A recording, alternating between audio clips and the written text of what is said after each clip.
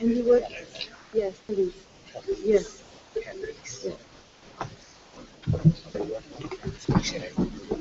That's okay. Thank you. Hello. Sorry, I couldn't see.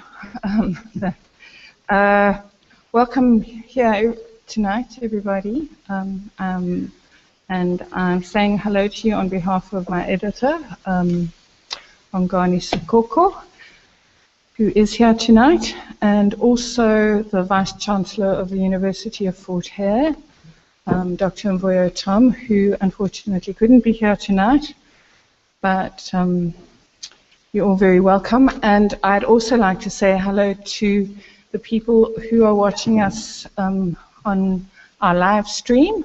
I believe that the people possibly in Bloemfontein, in hello Hussein, people in Johannesburg, possibly people in Israel, and I know of somebody who's watching in New York. So hello to all of you. And I'm going to introduce our guests now. The first person I'm going to do, well, we have Zama and Shona. I'm going to break with protocol, and I'm going to start with the not Vice Chancellor, the MC first, and that's Zama and Shona in the middle. And then Benjamin, I'm going to go to Irene because she's younger than you are, so her CV is shorter. But Irene Calis, we're very honored to have her with us tonight. She's probably the only Palestinian scholar that we know of in South Africa. If there is another, we don't know, but we might be wrong.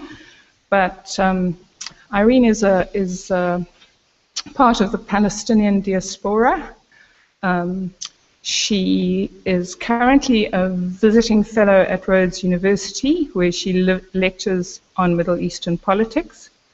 And she has a PhD in anthropology from the London School of Economics and Political Science. And she has conducted long-term ethnographic research in the Palestinian territories. I'm not quite sure what ethnographic means, but I think she will probably tell us. And before coming to Rhodes, she taught anthropology and Middle East, and she taught anthropology and on the Middle East and North Africa at Cambridge University. I also want to say that she is a young mother and with a very small baby, and she and her husband made the trek all the way from Grahamstown today because they wanted to come and speak here. So we appreciate that very much, and thank you. And I also discovered that Irene is a surfer. So she's an academic who surfs. And then Benjamin Pogrund on the far end. He spent 26 years as a journalist in South Africa.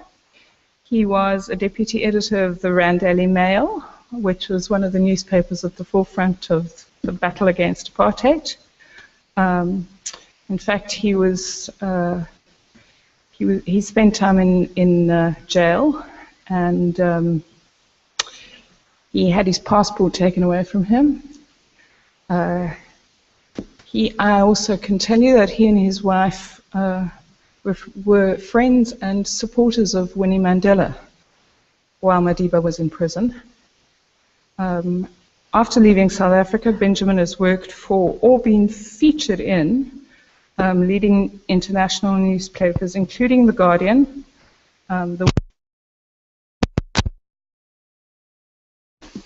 and Factor in Tokyo, and also in the very famous Daily Dispatch.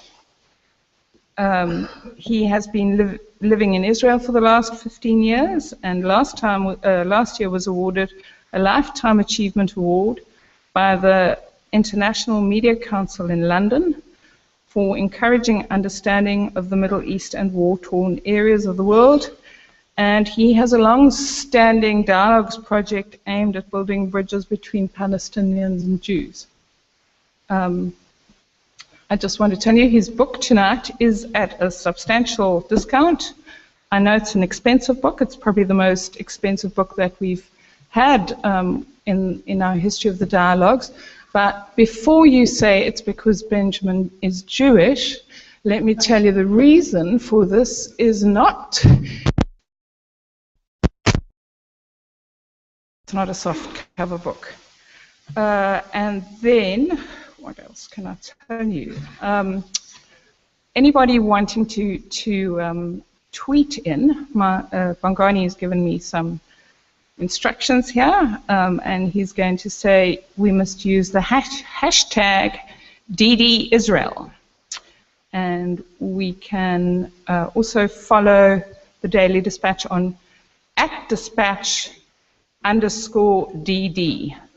And he said we are streaming this dialogue live on our YouTube channel, and you can also get the live stream on our website, www.dispatch.co.za. Before we start here tonight, we've got quite a small crowd. We weren't sure what was going to happen. We thought we might have some protesters, but I'm glad that we seem to be moving in a more gentle way tonight. But I want to really appeal to everybody here just to listen to each other. You know, these are people who both come from people who, our speakers tonight come from, both of their people are hurting very badly, and you seem to be very far away from each other. And I had a conversation recently with somebody who stressed to me the importance of listening to each other and hearing what the other person is trying to say. And there is a woman who is doing research and working with, do you know the kind of street people who seem like they're insane and they just talk and talk and talk randomly and it sounds like they're talking nonsense? And she worked with them and she rehabilitated these street people and she had fantastic results. And they eventually interviewed her and they said to her, how do you do this? Because how can you make sense out of, you know, what crazy people are saying? And she said, you listen to their story and you keep listening until it makes sense. So I just ask everybody here to listen to each other's stories. And South Africans, we can do that. So thank you very much. Lama.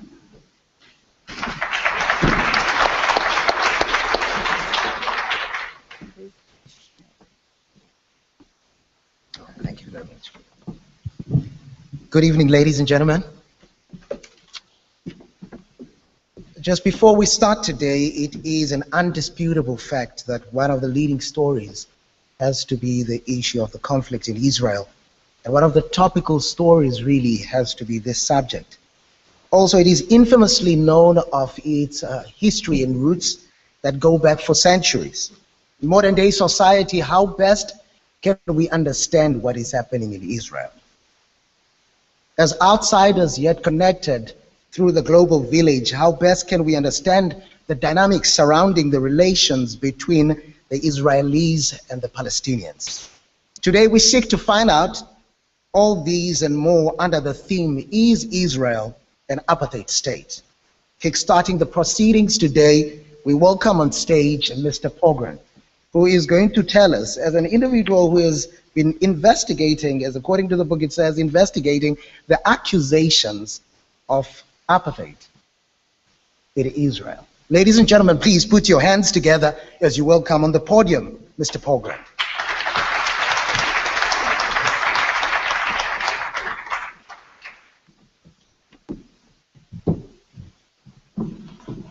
Good evening. It's a great pleasure to be here. My links with the Daily Dispatch go back many years when my good friend Donald Woods was the editor. And we worked a lot together in London when we were both living there after each leaving this country.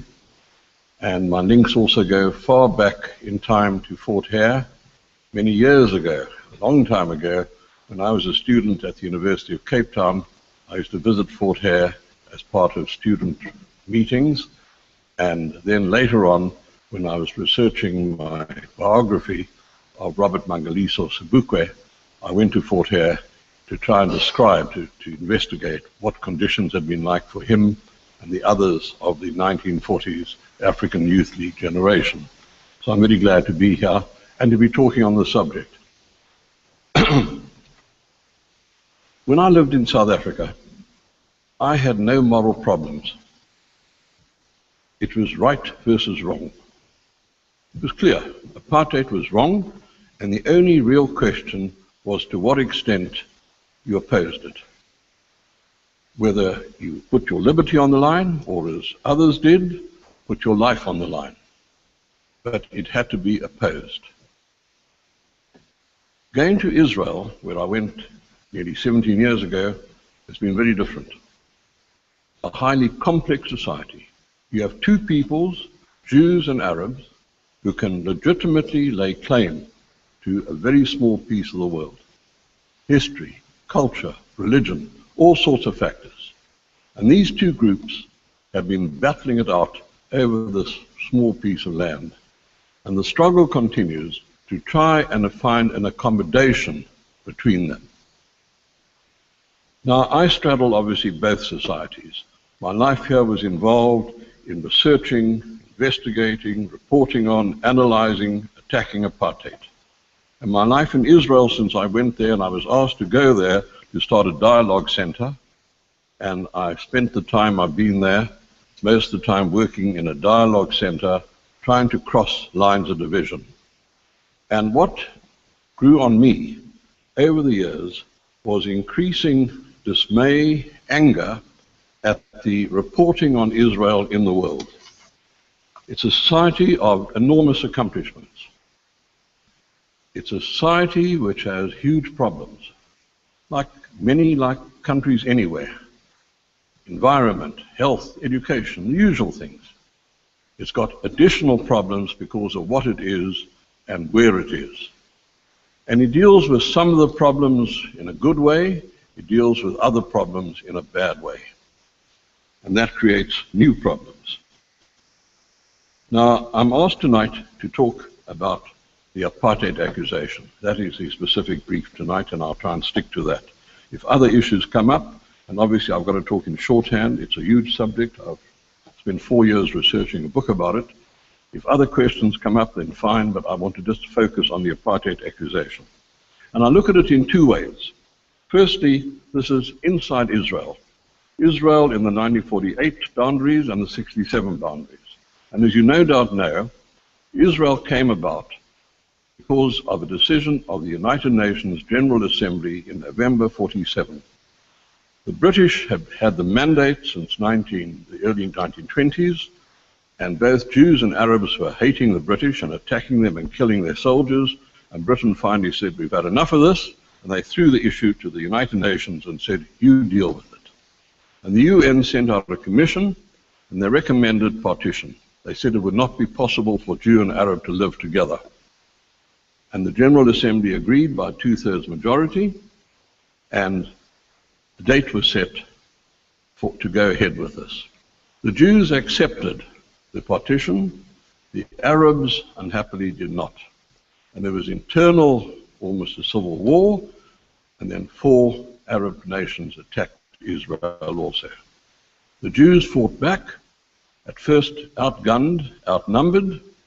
They were helped by the Czech Republic, which supplied arms with the okay clearly of Moscow, and they won. They were fighting for survival, literally. They won, and in the process, they seized 38% more land than the UN had allocated. It also was the start of the refugee issue, and that I can come to later. It's linked with this, but it's also an issue in its own right, and a very serious issue. But Israel landed up with about 156,000 Arabs who stayed behind. Others, many left of their own accord. There was a war coming and they were frightened and they ran, expecting to come back home when hostilities ended. Others were chased out at gunpoint by the Israeli army. But about 156,000 remained. Today, that number is 1.6 million. And they are full citizens of the state of Israel. They have the vote, they have their own parties, and they vote for the, quote, Jewish parties.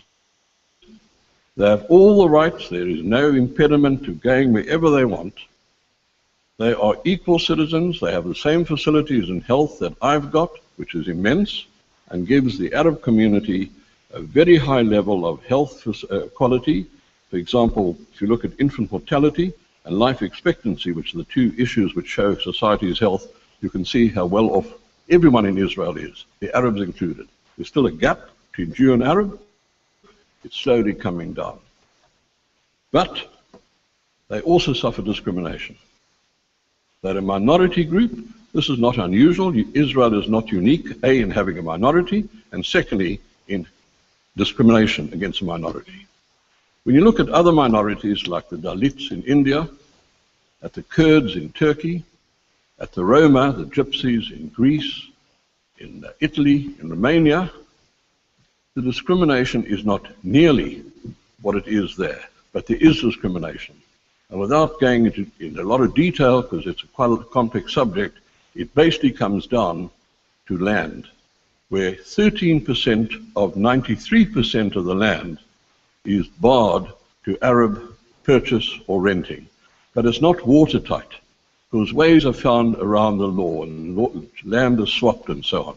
But basically, that restriction is there. It goes back 110 years, when Jews first started buying land in what was then the Ottoman Empire, and it has remained. It's an anachronism. It's already being challenged in the courts, and I've no doubt that one of these days it's going to be thrown out as something belonging to the past. But at the moment, it is there. It has knock-on effects, because Arab villages can't expand, so they can't create industrial areas. There's poverty there. But all of this, I'll give you this example. Israel belongs to the OECD, Advanced Nations. We have among the worst poverty levels of any countries in the OECD. And you look at that, and our Arab population is a high poverty rate. But then when you look again, even worse than the Arab community is the Jewish ultra-Orthodox community. They are poorer than the Arabs. And even further down the scale are the Ethiopian Jews. So there are gradations. And in terms of education, there's certainly disadvantages in the Arab schooling system, but when you look again, you'll find a lot of it related to poverty. And over the last few years, the school which has basically scored the best year by year in matric results is an Anglican church school in the Arab town of Nazareth with mainly Muslim students. And the school, the last time I looked, about a year ago, which had the worst matric results, was a Jewish ultra-Orthodox school in the Jewish town of Bnei Barak. The bottom line is that it's not apartheid. It doesn't resemble it. It's just a nonsense to even talk about it.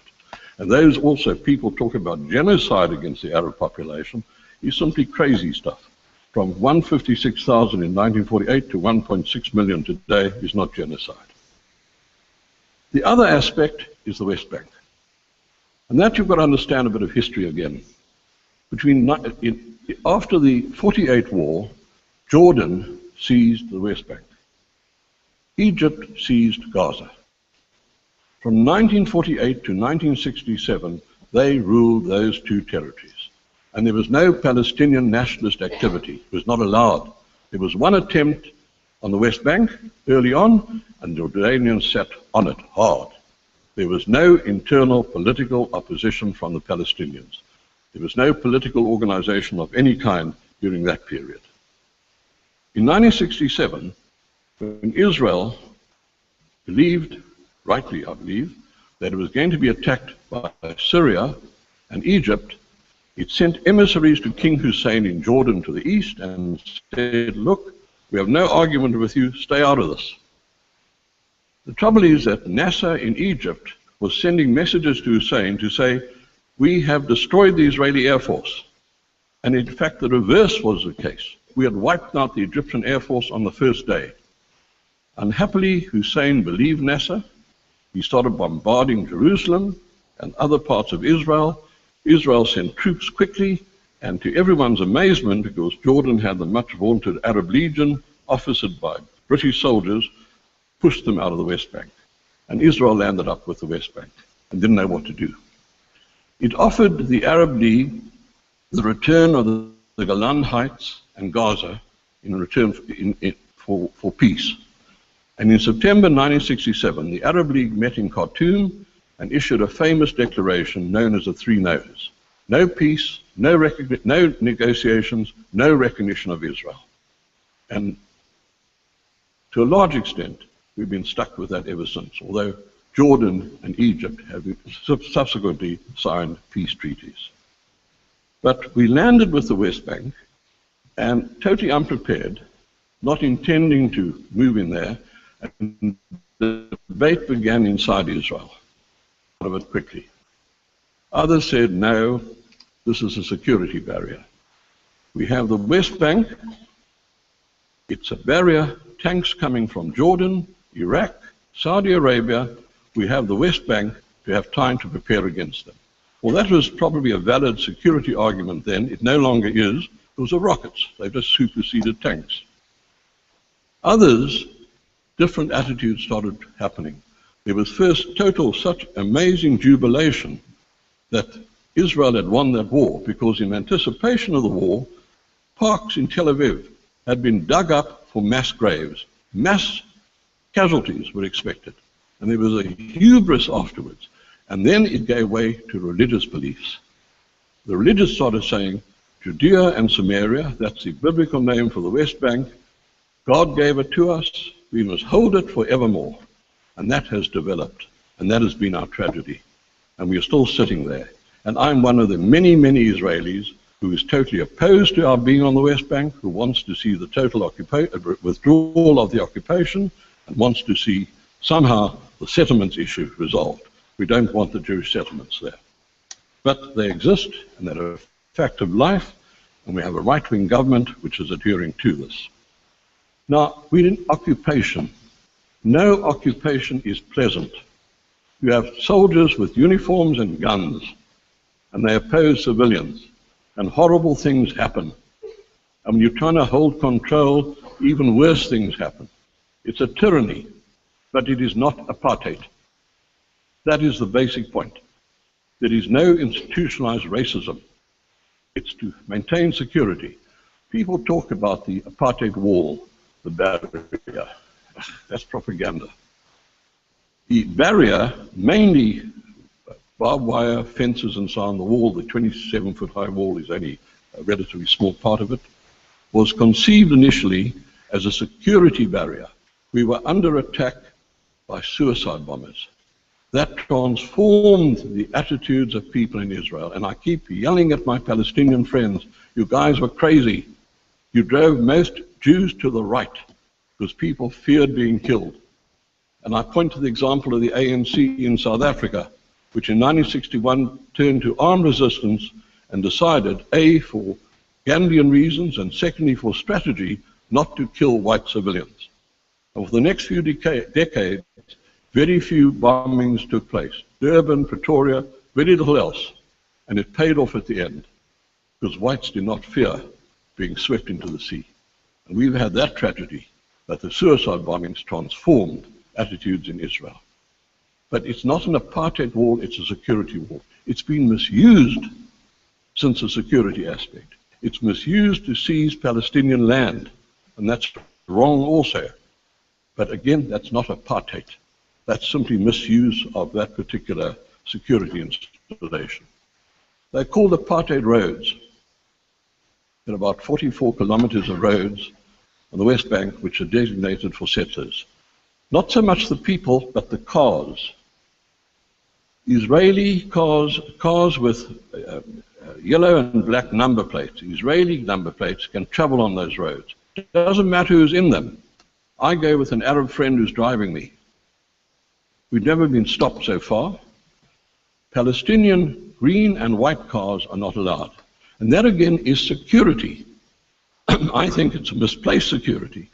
There must be easier ways to try and fend off what happens there, where people lie at the roadside and shoot at cars, throw rocks, which kill, throw Molotov cocktails. A lot of people die there. So the security response was build roads. In this tiny space of land, this to me is crazy. There must be other ways of doing it. But that's what they are. It is not apartheid. It's for security again, which is the dominating theme in Israeli life. You've got to understand the extent to which security dominates life there because of experience, because of bombers and all sorts of other things. You've got during the Intifada, every single restaurant, every hotel, every bank, train station, bus station, armed guards throughout the country. Imagine the cost of that and what it did to the psyche of people in their attitudes towards the other. But the occupation is security. It is not the racism that you had in South Africa. There are two systems of law alongside each other. And it's not because of a racism, it's because Palestinians live under what was British mandate, a combination of British mandate law and Jordanian law. And Israel has not dared impose its own laws on the West Bank, except the settlers come under Israeli law. It hasn't dared impose its own laws because to do so would be an act of annexation. And so far, although the right wing are pressing to annex the West Bank, Israeli governments, however right wing, have held back from that, because that is a step they have not yet taken, and I hope to goodness they never do, and I doubt that they ever will. The exception to this was about a year or so ago when there was a labor dispute with an Israeli company which was running a quarry, and Israeli and the Jordanian labor law applied. Israeli labor law was far more favorable to the workers, and the courts applied Israeli law to help the workers. That is one case I know where Israeli law has been applied. There might be other cases that I don't know about, but the basic principle is it's local law, Jordanian and British law, which applies, not Israeli laws. Now,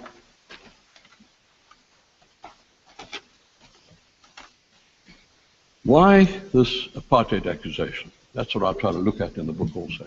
I've described the apartheid, or the lack of it, and I've asked the question, why? When you look back, first Israel was said it's an apartheid state. Then it was obvious it didn't hold water. So the phrase has changed. It resembles apartheid. There are aspects of apartheid. It's like apartheid. None of it holds water. Then the phrase, which is now fairly current, worse than apartheid. Worse than apartheid. Well, let's look at that. It's not apartheid. It can't be worse than apartheid. The reason for the difference, why people latch onto this, is because, as I said earlier, there have been suicide bombings, there have been attacks on the roads, on settlers. It means that the responses are different. During the struggle in South Africa, there was not a single suicide bombing. No one was shot by people lying in wait on the side of the road. It didn't happen. It's a totally different set of circumstances. And the responses are harsher because that's what you're responding to. So you end up with some very nasty situation, but it's not apartheid. This use of the word comes in all the time. I don't like it. I know what apartheid was. I lived here. It was my life. So I say, why the apartheid accusation? Well, it's easy, it's slick.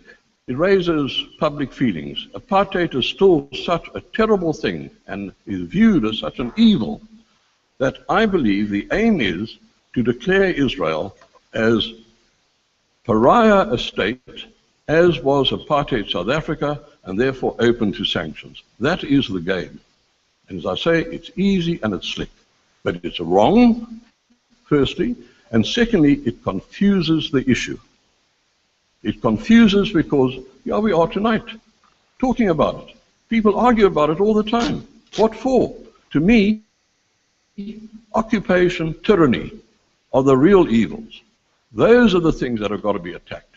We have to end the occupation. That won't bring peace, but it's an essential first step towards getting peace. And to parrot this apartheid accusation thoughtlessly, without knowing what on earth it means, does damage to the cause of fighting the occupation, which is what we should be doing. Thank you.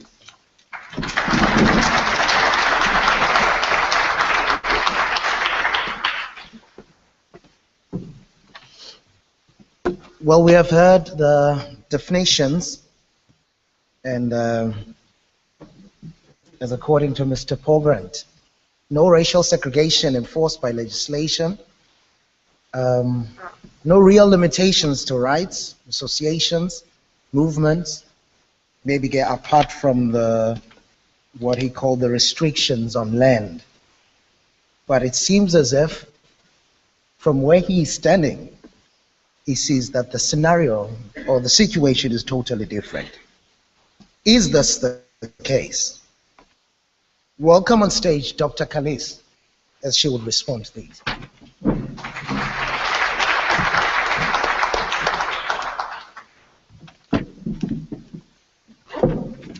Thank you.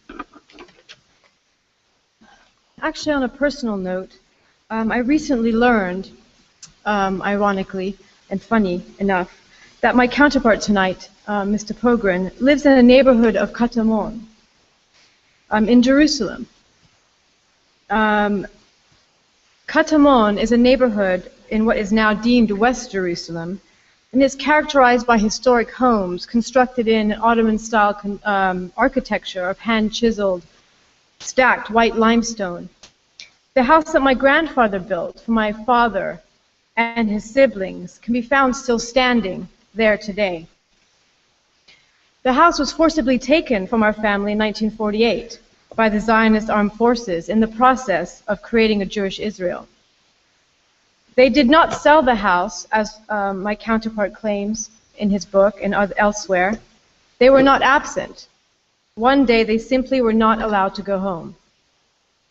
Our house was then redistributed to Jewish settlers, with home furnishings such as linen and cutlery still intact, and it remains occupied by Jewish settlers today. Indeed, every house in this neighborhood in which Mr. Pogrund lives belonged to Palestinian families who were removed and displaced. And an obvious question lingers in my mind as we begin tonight. Is it our home that you currently live in? This experience is not unique. It is one story among 750,000 Palestinian Arabs who were forcibly removed from their villages, dispossessed of their rural and urban properties that were then reallocated to Jews, and denied citizenship in the new Jewish state. Over 400 Palestinian villages were emptied of their inhabitants and razed to the ground in order to create the Jewish state that is today Israel. In one of the Zionist leaders' own words, Ben-Gurion, one of the architects of the Israeli state, and its first prime minister, Palestine was, quote, virtually emptied of its former owners, quote, end quote, during the campaign of 1948 under Plan Dalet. That was simply in 1948. These processes began prior and have been ongoing up until the present day. Colleagues and friends here tonight, thank you for being here, and let us first understand the conditions under which we are invited here tonight. The discussion tonight is framed around a book which claims to be investigating the accusations of apartheid in Israel. The author concludes that it is not. We must also consider why this book is being given a platform or being used to frame the discussion at a time when moral outrage at Israeli policies towards Palestinians is echoing loudly across the globe, most recently in the wake of its assault on Gaza, in which over 2,000 civilians, including 400 children, have been murdered. The subject of Israeli apartheid is also becoming more commonplace, as has been mentioned. And surely this is disconcerting to Zionist supporters of Israel. I am actually not here tonight to make a rebuttal to Pogrund's conclusion. I think there is more than enough information available to us beyond mainstream news media to debunk the core arguments in his book and to expose the often great liberties he takes in drawing assessments and the presentation of seemingly historical facts. I actually find this book to be a distraction. A good start for a counter-argument is Rand Greenstein's response to Pogrund in the Daily Dispatch. Perhaps you have seen that. Instead, I'm here tonight primarily to pose a question for our consideration, which I believe may draw more meaningful engagement with the topic. My question is this: what does it take to transform the historic land of Palestine into Jewish Israel? And what is still required? I also wish to challenge the seeming authority that has been given to the author to address the question of Israeli apartheid. In the preface to his book, Sir Harold Evans, the former editor of the Sunday Times, writes, quote, "Is Israel an apartheid state? There is nobody to trust more for a dispassionate, informed answer than Benjamin Pogrund. He has unique experience. He has lived the question as a victim of apartheid for 26 years of valiant reporting in South Africa and more than 15 years as an Israeli citizen in Jerusalem, deeply sympathetic to Palestinians under occupation." I think we need to actually decouple the link of credibility. In my reading of this book and other published material, the legitimacy to assess Israeli apartheid appears more equivalent to me to the US being a neutral mediator in the peace process. Each have a stake in the status quo. In his book, Pogrund discredits all the critics and criticisms against Israeli policies. Let us look at one example as his assessment of Desmond Tutu. Desmond Tutu is given pride of place in the Palestinian Solidarity Campaign booklet, Palestine, the New Apartheid, saying, now quoting Desmond Tutu, "I'm a black South African, and if I were to change the names, a description of what is happening in the Gaza and the West Bank could describe events in South Africa under apartheid." And Pogrund continues, "It is difficult to believe that Tutu ever said this. If he did, it must have been unthinkably slipped out of him. The comparison is unfounded and is insulting to the black people of South Africa. Only 2 decades later, it is impossible to believe that Tutu has forgotten the depth of the oppressed and debased lives of blacks under apartheid. Could he know so little about Palestinian existence, even under occupation, to make the comparison?"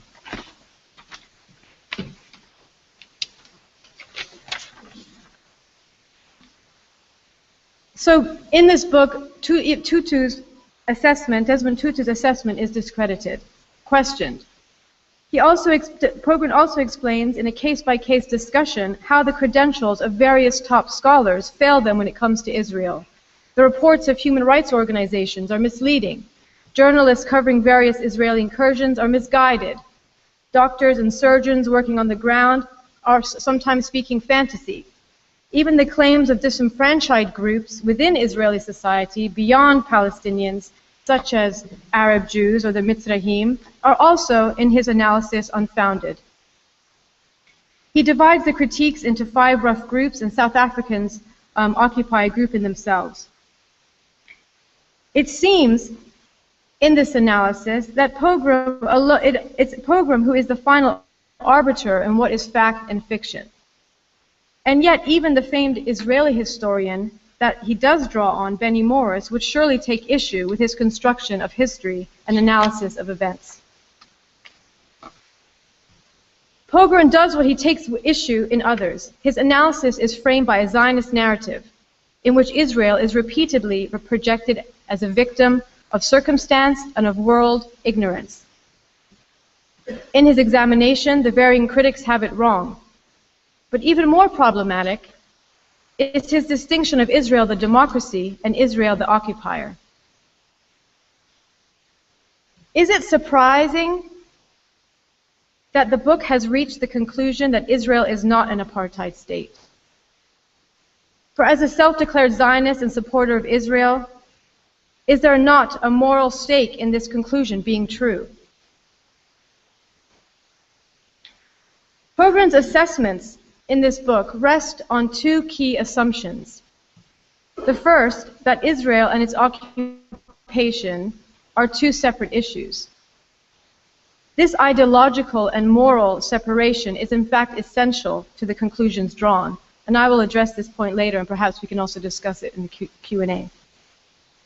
The second assumption, which I will now address, is that Zionism is a legitimate project, and therefore Israel has the right to exist. This is not a neutral statement, as has become normalized, nor is it a neutral starting point for our discussion. In order for us to move past this assumption of Israel's right to exist, a structural amnesia is required. It relies on rendering the ethnocide that occurred in the creation of Israel invisible. This amnesia is articulated and institutionalized in a number of ways, in laws, educational curriculum and rubric, official historiography of the kind of similar events we heard today of history, in everyday acts of banal nationalism, military training, media, popular culture, etc. It is a creation myth which cloaks the ethnocide that continues today. Because the illegitimacy of the Zionist project to create a sovereign state in already occupied land has obvious implications for the legitimacy of the Israeli state today. Ethnocide became inseparable from Zionism once the Zionist movement pinned its aspirations for a Jewish state onto Palestine, a land already occupied. Once ideology was put into practice. Only a year before the independence of Israel was announced in 1947, the Zionist movement had in fact only purchased 6% of the land. So as Israeli historian Benny Morris asks, how therefore was the Zionist movement to turn Palestine into a Jewish state if the overwhelming majority of its inhabitants were Arabs? And here Morris addresses a key obstacle of early Zionist leaders. How do you get rid of the pesky natives? This was referred to by Zionists as de-Arabization, or the demographic purge. And de-Arabization is first and foremost an ideological erasure. It is then put into practice through policies of dispossession and denial, which become systemic. But what do you do when the pesky natives won't leave? As Benny Morris and others also point out, expulsion and land alienation, because, quote, it sought to transform a land which was Arab into a Jewish state, and a Jewish state could not have arisen without a major displacement of Arab population, end quote, quoting Morris. Zionism heightens Israel's ongoing obsession with demography and numbers. It heightens its concern about Jewish and non-Jewish demography. If, as is argued and feared, Palestinians have a higher and faster growth rate than Jews, then how do you get your Jewish majority? What measures does that require of a state self-defined as Jewish? The law of return, which extends citizenship to Jews anywhere in the world, is an open-ended call for Jewish immigration to the land of historic Palestine. In 2013 alone, over 16,000 new settlers were welcomed into Israel. Where are all these settlers to go? With a limited land mass to accommodate them, can Israel and its occupation and its expanding settlements still be cast as separate issues? And perhaps more importantly, for Jewish migration, are we still talking about sharing the land with Palestinians? Policies and resources within Israel, as well as its occupied territories, are systemically organized around who is a Jew and who is a non-Jew. Zionism is by definition exclusionary. Zionism by definition privileges one group at the expense of the other. The notion of non-Jew, as with the case of non-European by colonial states to people of color, is the official term of negation within the Israeli national order. It is a rhetoric of political pollution. What kind of implications does this have for Palestinians living within so-called Israel proper? In the occupied Palestinian territories, like the West Bank, Palestinians are governed by the security policies of a nation-state in which they are deemed to be the main security threat. The terms of everyday life for Palestinians are subject to the state ideology of Jewish nationalism on the one hand, and the Israeli fear of the enemy within on the other. So returning to my initial question, what does it take to transform the historic Arab land of Palestine into a Jewish Israel, and what is still required? It is not sufficient to make an assessment of Israeli apartheid, as the book does, based on a comparison of surface features, comparable laws, rights, or freedoms. There is actually a portion here where there is kind of a checklist of these different freedoms and comparing them in both cases. An apartheid system, however it manifests, is framed by wider assumptions.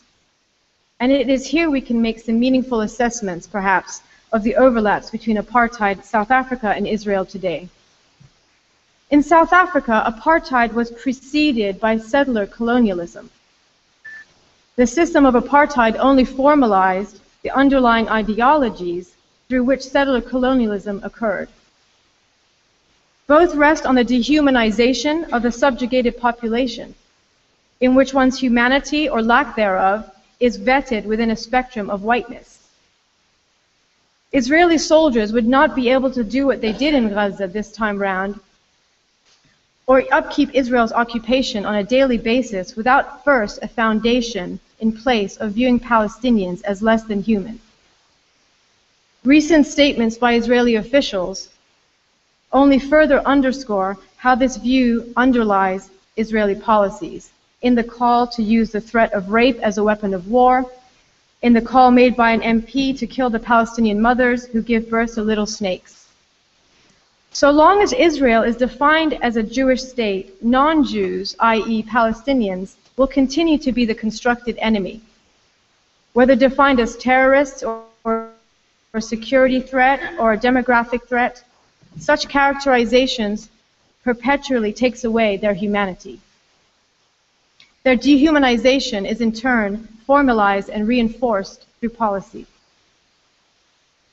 And so we must also stress that the so-called conflict between Palestinians and Jews is not based on some primordial hatred, as is so often projected, that has been going on for centuries. No, what exists today is a result of a particular dynamic and relationship between an occupying force, a colonial state, and a native population who remain a thorn to Zionist mythology and practice.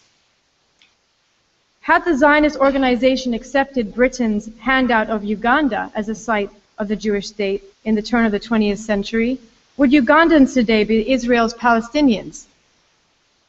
Like Palestinians and Arabs more generally, black Africans have also had a long and brutal history of being cast as less than human and their lives mitigated by others.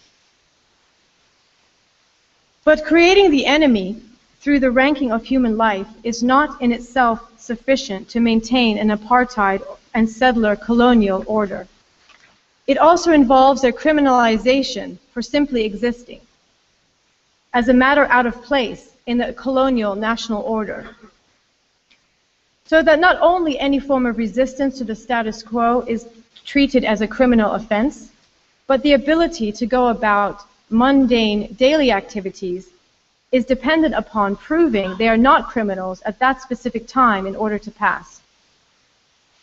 Within systems of apartheid and settler colonialism, there is a bureaucracy in place that routinizes the subordination of an entire social group, so that a population stigmatized as potential and likely criminals or security threat is also a similar discourse, must systematically produce the required official documents, permits, IDs, and paperwork.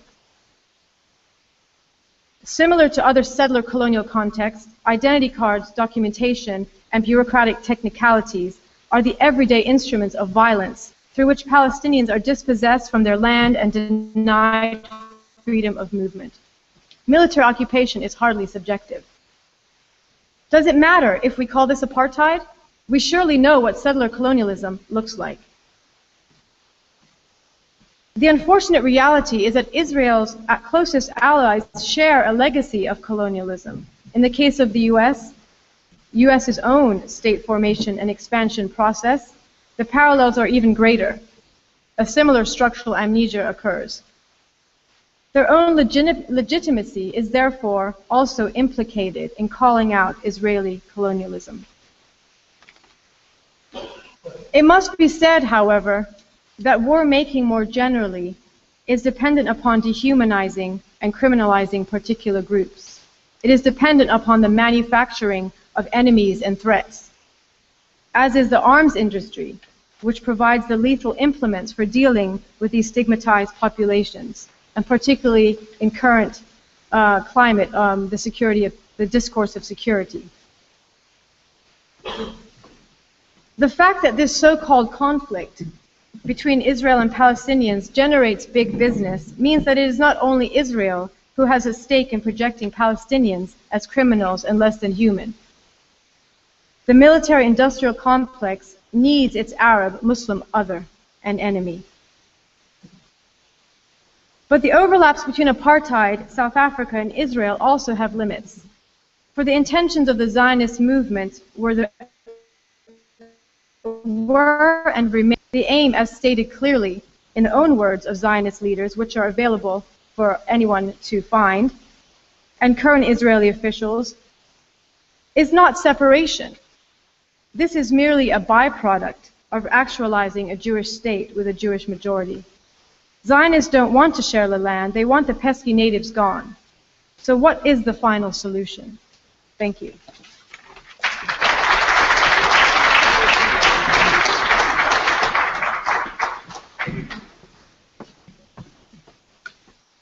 Dr. Calis, ladies and gentlemen.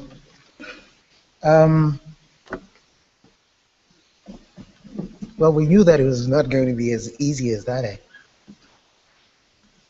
I think it's only proper now that Mr. Pogrund comes back to the podium. Thank you. As he is coming, all those who would like to tweet, #Israel, and we will read your questions, but we'll also give you an opportunity to ask questions right here. All those who would like to tweet, #Israel, and we will give you an opportunity to, in fact, we'll ask your questions for you if you have tweeted. Mr. Pogrund, please. Thank you. I feel very disappointed. I came here because I've written a book, and I've been going around the country presenting it, and I've been in contact with the dispatch. As I say, I've got links going back a long time, and this is to me a normal presentation and discussion of a book and an exchange of views. I'm sorry because I expected some kind of academic discourse, some level of quality. If Irene, if I may call her that, wants to start with a personal slur, then she must make sure she knows what she's talking about. Number one, Katamon was not entirely built of Arab houses in 1948. That is not true. A lot of it were open fields. It's been built up since then. Second point, I live in an apartment block built in the 1950s. Okay? We did it deliberately. We did not want to move in an Arab house. So you're wrong there. And it's wrong for you to start with a personal slur. Gets back, it bites you back. You went on, Arab houses razed to the ground. I know all that. You're talking emotive stuff, which we know. We don't need that anger today. We've got to try and make peace. And to raise the past like that all the time, as though this is a unique situation in the world. The whole world, all of us, everyone, every country in the world has been overtaken by events over the years. I see in South Africa, the Zulu king is claiming land now going to 1838. The Basotho were chased out by the Zulus and sought sanctuary in the mountains of Lesotho. It's worldwide. No country is different. What is Britain? Anglo-Saxons, Vikings, Romans, Normans. What is America? The Europeans who took over there. What are you going to do? Unscramble the egg, the omelette all the time? These are the harsh realities of our lives. And it's hard to talk about it, but you've got to understand this is what people do. Israel is not singular. And to single it out as the epitome of evil in the world is wrong. It's immoral, it's dishonest, and it's inciting people to violence, as I read in this country.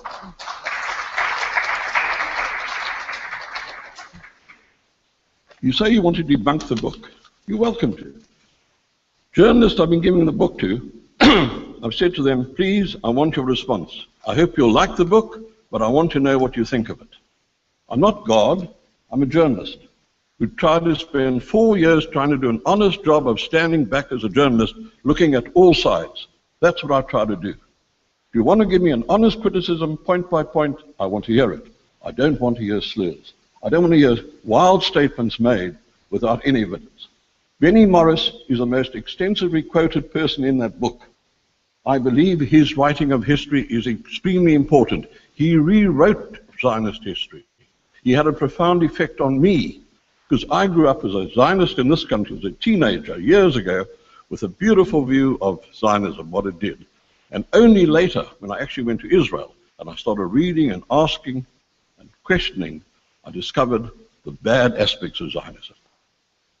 So I know Benny Morris's work extremely well. I've studied it page by page. And to say that I go against him is just nonsense. You haven't read my book, or haven't read Benny Morris, one of the two or both. Desmond Tutu. I'll take you on that. You selectively quoted on Desmond Tutu. Desmond Tutu is an old friend of mine. We worked together in years gone by. We were family visiting friends. Things have been strained between us for some years because I live in Israel and he stands. But we met 2-3 years ago. We had a long conversation, a friendly conversation. But I disagree with him. And I'll tell you why. And I say it in the book. Desmond, and I refer to South Africa because the apartheid thing starts in South Africa. South Africa, in many ways, is the fountainhead of these criticisms of Israel. Desmond Tutu, a couple of years ago, called for a boycott. The Cape Town Opera Company was going to Israel to stage Porgy and Bess, put on 18 performances. And Desmond called for a boycott. Desmond's a wonderful human being. We all know that. He's one of the great heroes of this country. I admire him totally. But when Desmond Tutu calls for a boycott, and he says Palestinians are not allowed, Arabs are not allowed to attend the Tel Aviv Opera Company, therefore it must be boycotted, he doesn't know what he's talking about. It's as though I were to say to you, the Basotho are not allowed to visit the Johannesburg Opera. If I talk, you'd say, you're crazy. What the hell are you talking about?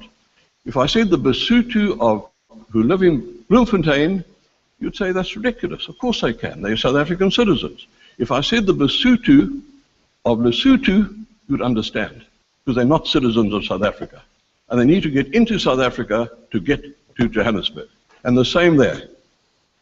Israeli Arabs, as I said, total freedom to go where they like. Palestinians are Palestinians. They're under occupation, they need permission to enter Israel. If they want to go to the opera, they've got to apply. Israeli Arabs don't. And that's why I am upset about Desmond Tutu, because he is calling for very strong action against the country in which I live, and he's doing so on the basis of wrong information. I don't say Israel and the occupation are two separate issues. You obviously haven't read my book. Of course they're linked. The occupation is corrupting us. Corrupting us. We're corrupting Palestinians and we're corrupting ourselves. That's one of the reasons I'm totally against it. Of course they're together. I approach them in separate ways because I think you've got to try and analyze two different situations. But they're totally, obviously linked. It'd be crazy to say that they're not linked. Zionism is exclusionary. Yes, of course it is. That's what the purpose is.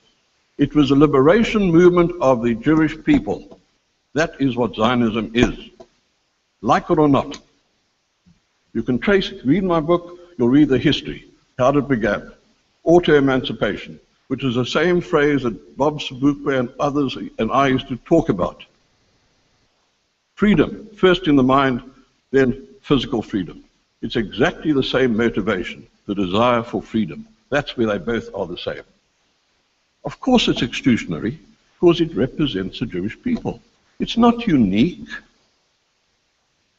The Islamic State of Pakistan, the Islamic State of Yemen, the Islamic State of Saudi Arabia, why don't you object to those as being exclusionary? Why pick on Israel? This is in South Africa. Now, this is a hard issue for South Africans to understand, and I can understand it because I'm from here. I lived through it all. It's part of it. Ethnicity in South Africa is a dirty word. I know that. Unity is a good word. Because that, throughout the struggle was against ethnic division imposed by the apartheid government and in favor of one nation. We're a different place. It's a different culture, different peoples, different history, everything. And it's not the same. And there's nothing wrong with an ethnic state because many in the world have it and many want it. The Basques in Spain have been running a terror struggle for years to create an ethnic Basque state. The Scots are going to vote next month to try and break away from the United Kingdom. Scots. Yugoslavia, look what happened to Yugoslavia. It fell apart because people want to go their own different ways and create their own particular states, particular groups, ethnic states. That's in the world. You might not like it, and South Africans especially don't like it, but it's the fact of life of people. And Israel is no different. But it's for the Jews, that makes a difference. That's what angers me. That's what I question. Because I ask you, why do you talk like that? Why? That is a big question. Okay. Thank you. Let me answer that last question. And sorry, can I just finish one point? Colonialism. And there was a reference, it was an article in response to mine in the Dispatch on Monday. It was lightweight. The author doesn't know the scholarly writings about the effects of the French Revolution on the thinking in Europe through the 19th century, on the effects it had in impelling Jewish thought, Jewish thrust for freedom from oppression. He doesn't know. He doesn't know the first thing about colonialism, the classic definitions of colonialism. Up to 1948, Israel was not colonialist. There was no mother country. They weren't serving the interests of an external people. It was people coming in, willing seller, willing buyer, buying land, and they got about 5.something% of land by 1948. After 67, that's different. That is colonialism. I agree. And as I say, I'm totally opposed to it. I hope to God it will end sooner rather than later. But in the meantime, to throw around this word colonialism, and I still don't know why you use the word apartheid. It's inappropriate. It's wrong. Why do you want to use it? What is wrong with occupation? What is wrong with tyranny? When you use apartheid, I immediately start smelling a rat. What is your motivation? Why are you misusing a word like that? You dull people who don't understand what you're talking about. Thank you. All right, you can respond to those questions, please. I think one of the biggest differences in what you're talking about and why Israel and citing other countries in the world is that these people were not on the land. They came to the land. It is not a homegrown nationalist movement. These are settlers who've migrated and are still migrating. All right, do you have any other issues that you would like to raise just before we take the tweets? There's a number of issues, but I think we should open up to the audience and to... All right, some of the tweets that have come in so far, questions directed to you, Dr. Calis. One is, why do Palestinians in Israel vote in parties? I think that of Israeli origin, represent Israel in sports, go to the same universities with as Jews, serve in Israelis diplomatic corps, and work all the way up to the Supreme Court if Israel is such a dehumanizing state. I think the issue of voting is a distraction as well.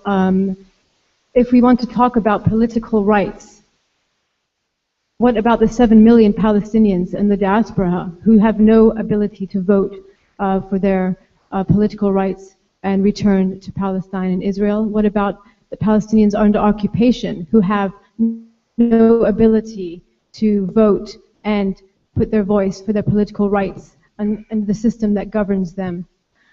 And also,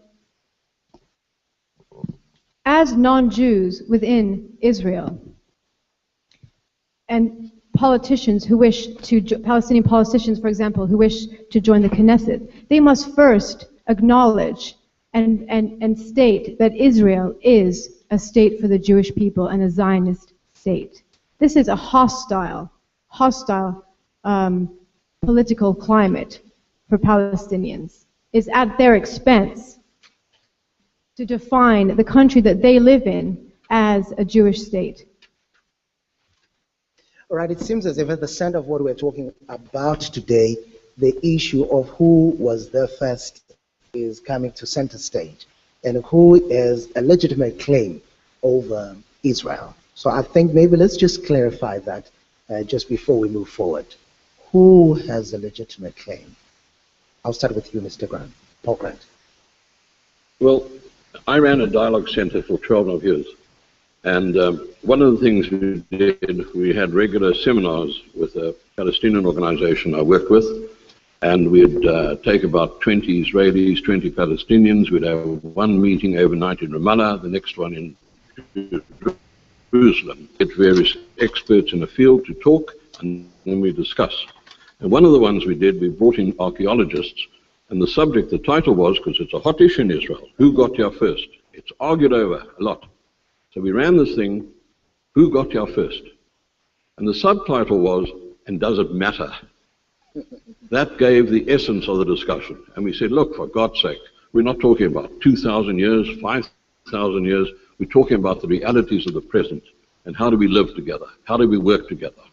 And overcome all the animosities and the wrong information and the misstatements. If I can deal with these 7 million Palestinians, let me explain. 1948, as I said, 750 plus minus, 750,000 plus minus Palestinians left. Many went of their own accord, many were chased at gunpoint. A special UN agency, UNRWA, was created for them, uniquely. No other refugees have their own agency. They fall under the UN Refugee Agency. The UN estimates that today, well not estimates, the UN says today there are about 41 million refugees in the world registered. Of those, 5 to 7 million are Palestinians. And what, not only their own agency, but what distinguishes them from all other refugees is they have their own definition. And the definition is not only those who lost their dispossessed of their properties, but their descendants. That's unique. It means the refugee issue gets bigger day by day. It can never go away. And that's being used. And this is one of the great, to me, human crises of my generation. Okay. That you have these millions of people, many of them living in the most appalling conditions. Look at them in Lebanon. They're pawns. They're being used. The hope of getting home one day is held in front of them. It's not going to happen. There'll be no Palestinian return because it's a Jewish state. That is the purpose of Israel. That's why it came into existence. That's why it exists. And there will not be a mass return. And yet these poor sods are in Lebanon, for example, denied the vote, can't study for medicine, engineering, journalism, law. They are trapped in camps. They come into conflict with the Lebanese army every now and again, and people die. There's no hope for them. It just festers. They are used. They are manipulated by the most cynical people in the world, because they want to try and destroy Israel. That is the ultimate purpose. All right, Dr. Calis, I want to bring you in here because when you started, you said removed, displaced, dispossessed. This is why I brought this question back, the issue of who got there first. Do you share the same sentiments with Mr. Pogrund on the issue of it does not matter? Well, obviously, current events tell us that it does matter. Because the world is witnessing the implications of this ongoing situation. So it affects all of us. So obviously, it does matter. And your answer to that? The question of who got there first, I don't think is a question we need to be asking. It's the question of legitimacy. Zionism is a political ideology. Its earliest leaders were actually secular, not and in Ben-Gurion's own words, who was also secular, stated that even though I don't believe in the Bible, many people do, and it has been used, a particular interpretation of the Bible has been used to legitimate political aims. So if we're saying that the issue of dispossession, of who got there first is not an issue, and we're accepting that wars are all over the world, and this is a common practice, that some will come dispossess other, why then are you complaining that this has actually happened? Because if it does not matter who got there first, who was occupying the land first, the others came and dispossessed the others, that's the new order of the day. Why complain? Oh no, I'm not saying it does not matter. It certainly matters. But we need to talk about legitimacy. Because in this book and in what I've been hearing and in the questions that are asked, there's the assumption that Israel is a legitimate project. And this is unquestionable. And when people criticize it, they're deemed anti-Semitic, okay, which itself is ludicrous. So if we're going to engage in discussions about who got there first, well, we obviously know that this was a majority of an Arab country that was transformed into a Jewish state. Is Israel a legitimate project? You don't often hear this argument today except from the most extremists in the Arab world. Hamas uses it. Israel doesn't have legitimacy. Israel has legitimacy because it was voted by the United Nations. Full stop. There was a war afterwards, which Israel didn't seek. The other side saw. They lost. What are you crying about now? You've got to accept it. I understand. When you say Zionism is a political ideology, as though this is some dark, sinister thing. What on earth do you mean?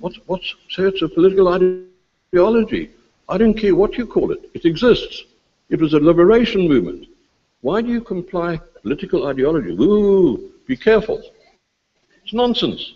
What I mean by political ideology is that when nationalism has as its political end to forge a political entity, a sovereign state, that is what I'm calling a political ideology. And the difference is the sovereign state was to be pinned on an area that was already inhabited. Well, name any other place which hasn't gone this road. You're talking about the entire world. Why do you pick on Israel? You haven't yet answered that question. Why single out Israel when you should be talking about the rest of the world? Israel remains an ongoing colonial project that has yet to be addressed by the international community. And Tibet and Kashmir and Kurdistan, talk about those. Well, as a Palestinian, I have obvious reasons to begin with Israel. All right, ladies and gentlemen.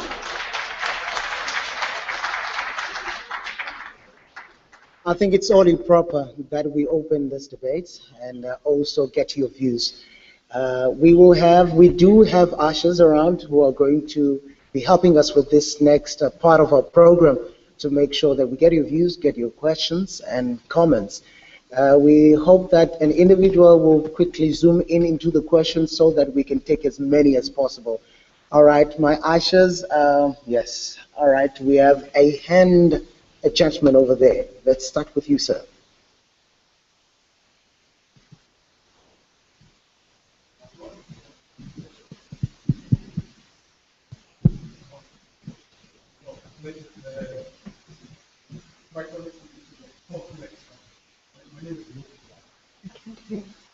All right, let's just try and... deal with the challenge that we have with that microphone. All right, let's just get another one. In the meantime, as we are trying to fix that one, we have a hand. All right, can I have one of my ashes positioned in the middle? This one is working. Thank you. Okay, all right. Okay, my name is Votizat. I was saying this is a very complex matter.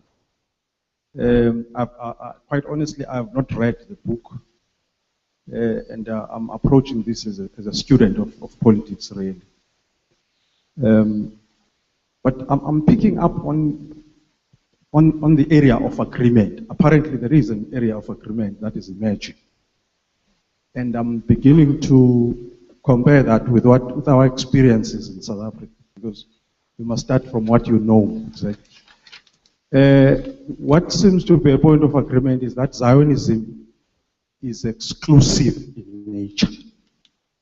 That is the starting point. And being a South African, you know what problem that brings about. Because apartheid talked about homeland system, because the white people didn't want to share space with the African people. Even when democracy was being conceptualized, there were still sections in the white population that were saying, we need our own space so that we stay there.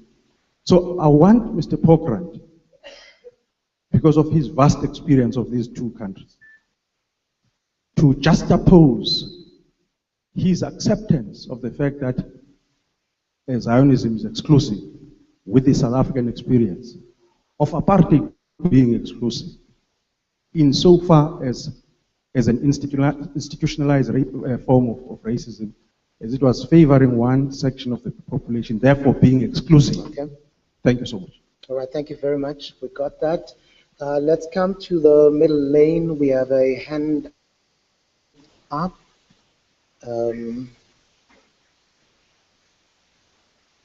Yes, to your left. All right, we'll come to you, sir. Thank you very much. We'll start with the gentleman just behind you. Yes, we'll come to you. Thank you very much. All right. Okay.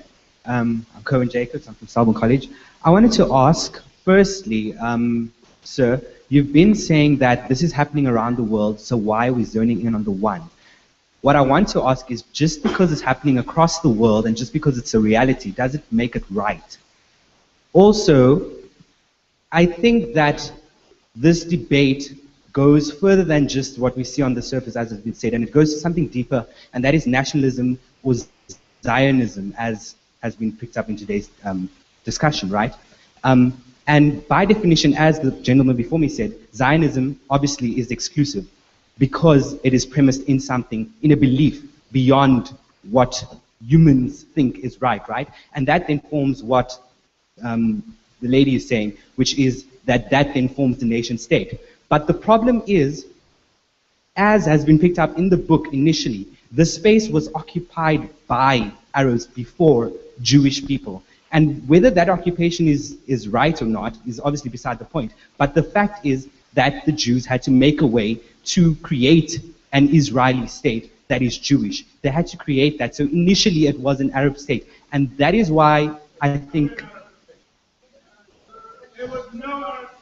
All right, let's just allow him to finish, please. So given that, as the gentleman on the stage said, that there was a process that needed to happen in order to get Palestinians out or to get more Jewish people in. Surely that answers the question of who was there first. Okay, thank you very much. Let's come to the gentleman here in the front. Initially, when population densities were minimal, the land belonged to the people who were there. Then we moved through centuries where it appeared to be legitimate, where land acquisition occurred by conquest. This occurred all over the world. Finally, an international body, the most powerful body the world had ever known, debated this, and more than a two-thirds majority decided that it was legitimate that the land of Israel should exist. And that is the core factor that has to be addressed. Okay. Does Israel have a right to exist. There appears to be no doubt whatsoever about that in terms of its international legality. What happens within its boundaries and outside its boundaries is up for debate, both within Israel and outside Israel. People are not blocked from leaving Israel if they don't like it there, and neither do the people who are in Israel appear to have too many limitations of movement. Completely unlike apartheid in this country, which so many of us fought for so many years. But the core factor is, does Israel have a right to exist? And the sad thing is about basic Arab extremism is they say, no, it must be destroyed. Now this is completely in conflict with the world's most powerful body, which created Israel at the time. And unless you start with that question and resolve it, we are not going to get any further. Thank you, Mr. Chairman. Thank you very much. My ushers, please wait for me right at the back as we are answering this first round of questions. Then we'll be then taking the next round of letters so that we don't go on forever without answering anything. All right, Mr. Pogrund? Yeah. I thought I'd dealt with this because this is a South African interest, the ethnicity. I talked about that. I know it.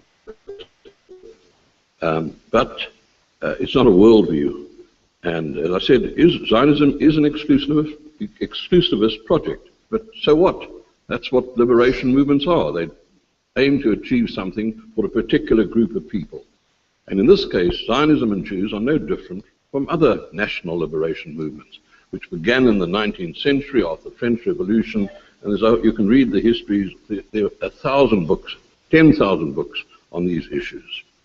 Now, it's a good point you make. Just because it's happening around the world doesn't make it right. You're quite correct. I agree with you. But I'm not saying that.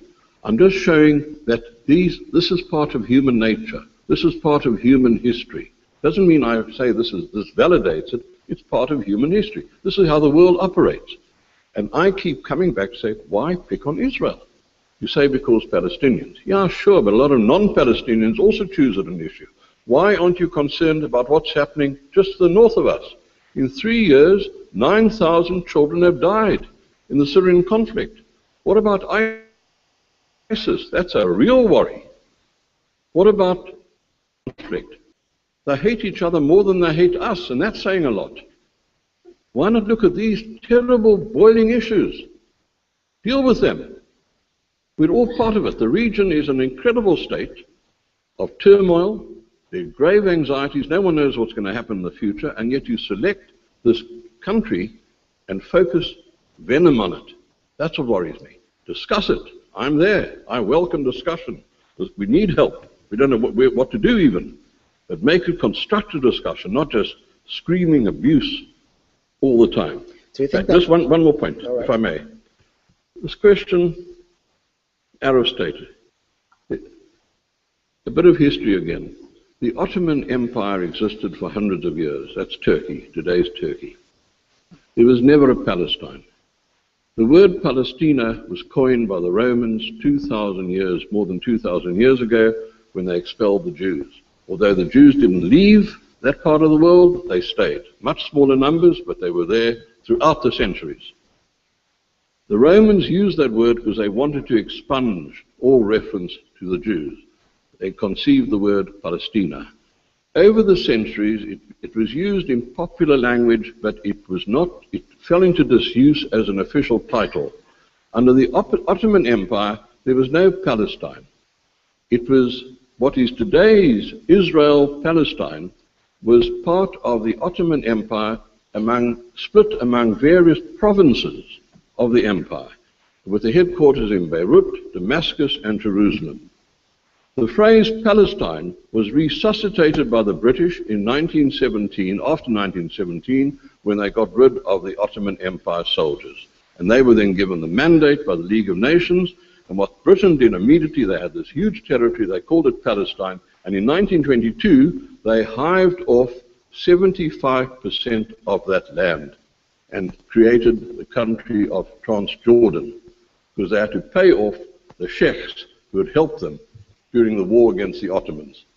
And they gave them The French and the British connived just as the colonial masters did in Africa, and they gave Syria to the French, they gave Palestine to the British, they gave Transjordan to the British, Iraq, Iran, were all split up. That's one of the reasons we've got such trouble today, because there were boundaries created, colonial boundaries, which bore no relation to reality. But there was never a Palestinian state. There never has been. Palestinian nationalism you can trace back to the early part of the 20th century. In about 1908, newspapers start talking about the opposition to the Jews coming to settle in Palestine. And they were worried about it and scared about it, and it built up.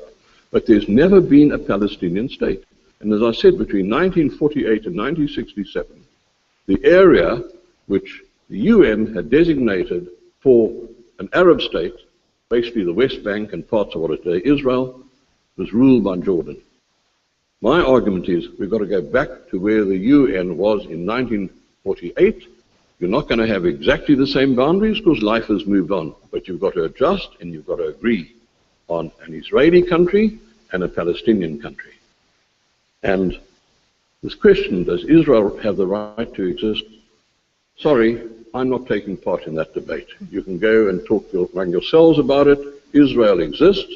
To say to question its right to existence is an insult and totally wrong. And at this stage, in the year 2014, these are people living in another bygone era. All right. A round of applause for Mr. Pogrund, please. Dr. Calis? I'd like to just comment on the last point about the UN. It should be noted also that in 1917, when the Balfour Declaration was issued, Britain had actually no legal jurisdiction over the land area that it promised to help create the Jewish homeland in. And I also find it interesting when we employ international law in some instances, as in 1947 partition plan, and yet we disregard the many resolutions that Israel is in violation of, including human rights, and especially in related to Palestinians. All right, we will now take the second round of questions. Let's start, yes, from where you are. There's a gentleman seated, second row, center. Noted. Yes, sir. Okay, thank you very much, man. I agree with you to the journalist that Israel might not be an apartheid state, but Palestine resembles a Bantustan. And I really think that this might not be a Bantustan that was created by head of that vote, but by the United Nations, because I don't ever find that there will ever be a solution where these two nations live together in peace, because that's effectively one country. And I want to know, Prof, what's your view on actually creating a one-state solution? Because it can never work, this thing of having these two countries living together, because like you've read a lot on Robert Sobukwe and said, we should actually view ourselves as human beings, not now as Arabs and as Jews. So that's the point I just wanted to make. All right, let's now come back here. We do have a hand. It's the third row from the back. Yes, sir. Hi, my name is Rami. I think we are fortunate. We have a Palestinian state. Jordan is a Palestinian state. It's got 80% of its population classified as Palestinian, and only 20% are nomadic Bedouin tribe that control all the power, including the King Hussein and his son King Abdullah are holding all the power and actually controlling Palestinian state, which had the West Bank between 1948 and 1967. All right, let's go back to where we were before. We do have a gentleman up there. Yes, please. Good evening. I'd like to say shalom, salam, salam rather, and I'd like to say Uqolo Malubenawe. That's similar to what you're saying, you know. We greet most of the people that are around here. And it all means peace. All means peace. I just want to say, I just want to say that, you know, they say they never heard the peace. I'm saying peace. I'm saying salam, I'm saying shalom, and I'm saying Uqolo Malubenawe. That's in Xhosa, our local language here, which means peace. Peace to all. Now, I just want to help the speakers here. The speakers do say they have a bit of a problem. Who was there first? Let us say there were some humans there first. Okay. There were some humans, right? I hope that helps. I don't want any clapping. Please, I don't need clapping. I just want to help you, right? Then, you know, it wonders. My child asked me, who was the Prime Minister of Israel in 1930? I can't answer him. There was no Israel. But Israel does exist now. Let's look for the way forward. To look for the way forward, let's understand what has happened to these people. Right? I'm not a psychologist, but could it have been the Holocaust in Europe? Could it have been that like a child that gets abused, when the child grows up, he kills. He kills his own parents, he kills family, he kills anybody he gets in the street. He hurts, he maims, he rapes. In 1 month, are those not people there? 10,000 homes were razed down. 10,000 homes. How many children were killed there? The brutality. Where's the human? Where's the humanity? I'm not talking Israel or Palestine or Arab. Where's the humanity where they're killing the people? Is this worse than apartheid? I lived in apartheid. I don't know on which side you lived. Was it in Sea Point or in the shacks? Not personal, not personal. But I'm just saying, it's easy to say we lived in apartheid. Now, looking for the way forward, I want to ask you, why can't we have peace? Is the Palestinians not looking for peace? Or the Israelis not looking for peace? And if they're looking for peace, are you just going to gun down people and get peace? You're not going to get peace like that. Are you going to get security? You're always going to worry behind you. If you've got a lot of money, you're going to watch behind you. People want your money. If you've got a beautiful wife, you're going to watch. Somebody's after you. Okay. If you're the president, you're going to watch, you're going to get assassinated. Okay. So this is what I'm saying. If we want peace, you don't do that. You don't kill women and children. I'm not saying the Palestinians don't kill the Israelis. Both are killing. Both is wrong. Right, Mr. Rahman, thank you very much. Thank you. Thank you very much. Let's now quickly take 2 more hands before we answer. We do have somebody here, then we'll take, let's take both from this side. We have not taken anybody from this side in a while. Those hands again? Yeah, we'll take both. Yeah, 1, 2. Thank you. I just want to say, the thing that he has forgotten, Mr. Pogrund, to raise here is the issue of the attacks that Israel faced way before. I know he talked about the suicide bombers that happened. And then also this round of attacks that Israel responded to the Palestinians in that country was a provoked round of attacks.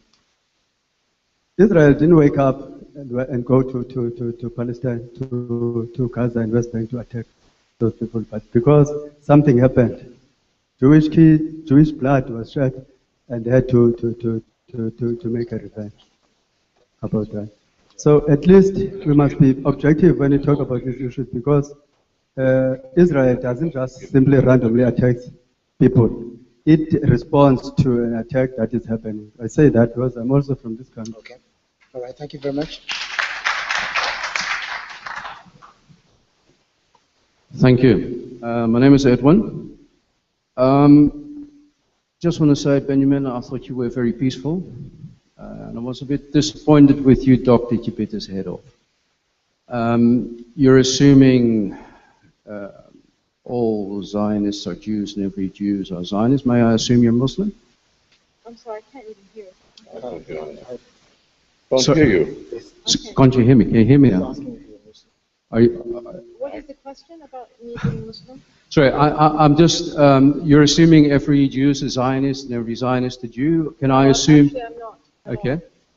There are many anti-Zionist Jews. Yeah, I know. Too many. But are you're Palestinian? Are you Muslim? And how is that relevant? I'll come to that. I'm asking a question. How is that relevant? Well, let me assume that you're Muslim and quote some of your scriptures, and I'd just like to know how you would respond to that. All right, we want you to, it'll be nice if you could quickly get to the point. Very quickly. It says in the Quran, 5:51, O you who believe, do not take the Jews and the Christians for friends. They are friends of each other, and whoever amongst you take them for a friend, they surely be one of them. Surely Allah does not guide the unjust people. My question is, how is that not racism? How can you blame Jewish people for apartheid and racism, yet your own ideology state that you can't even be friends of us? There's so many problems with that statement. I don't even know where to begin. The assumption that of my religion and even that is relevant. The big difference is Palestinians don't have a state defined as religious or not. We're talking about racism here that says you, just by virtue of being a Jew or a Christian, you can't be a friend. Just because what?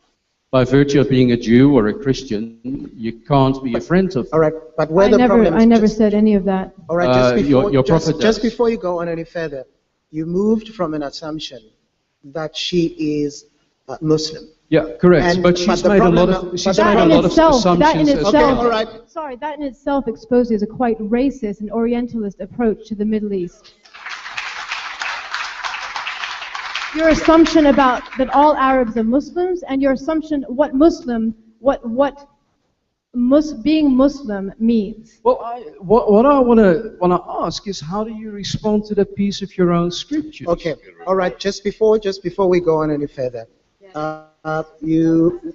because this one is personal. I know that you moved from the premise that there was a perceived conclusion that she made, that all Zionists are Jewish and all Jewish are Zionist. But in this particular point, you are asking directly, and she... Well, she didn't answer. So, but you do not have the facts. Okay, let me move on with both the PLO... You do not have the facts to move forward and quote the Quran in this particular matter, because you do not have... I'll withdraw that. I'll withdraw that. Thank you very much.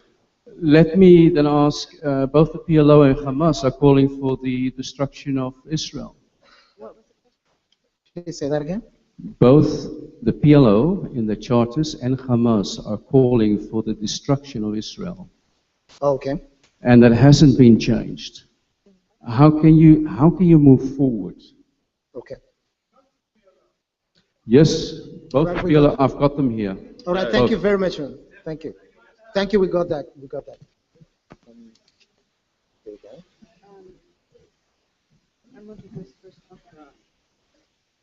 All right, When I raise the question, of the legitimacy of Israel, it's Israel as defined as a Jewish state, not being a neutral statement. It's not dwelling on the past in any way. How we frame the past affects how we deal with the present. And the problem, the reason why we are where we are today, is we are not addressing the past. We are starting at a point of 1948 and 1948 isn't even on the table. We're talking about 1967.